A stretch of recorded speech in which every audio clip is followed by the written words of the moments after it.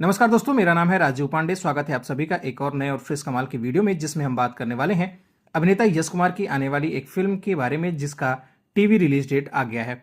यानी इस फिल्म को अब आप टेलीविजन के माध्यम से देख सकते हैं। तो चलिए इसी फिल्म के बारे में आज के इस वीडियो में बात करेंगे। भोजपुरी इंडस्ट्री में आए दिन एक से बढ़कर एक धमाकेदार फिल्में आती रहती हैं और बहुत जल्दी अभिनेता यश कुमार की एक फिल्म है। फिल्म का नाम है अपहरण। उसे टेलीविजन पर रिलीज किया जा रहा है। भोजपुरी फिल्म अपहरण एक पारिवारिक फिल्म होने वाली है, जिसे आप अपनी पूरी फैमिली के साथ देख सकते हैं। इस फिल्म के टेलीविजन रिलीज डेट के बारे में बताने से पहले इस फिल्म में नजर आने वाले स्टार कास्ट के बारे में जान लेते हैं। बता दें कि भोजपुरी फिल्म अपहरण में अभिनेता यश कुमार और उनके साथ अभिनेत्री प्रियंका रेवड़ी मुख्य भूमिका में दिखाई देने वाली हैं। वहीं उनके साथ अभिनेत्री गौरी शंकर, पूनम सिंह, धनंजय सिंह, संजय सिंह जैसे दिग्गज कलाकार भी इस धमाकेदार फिल्म में मुख्य किरदार में दिखाई देंगे।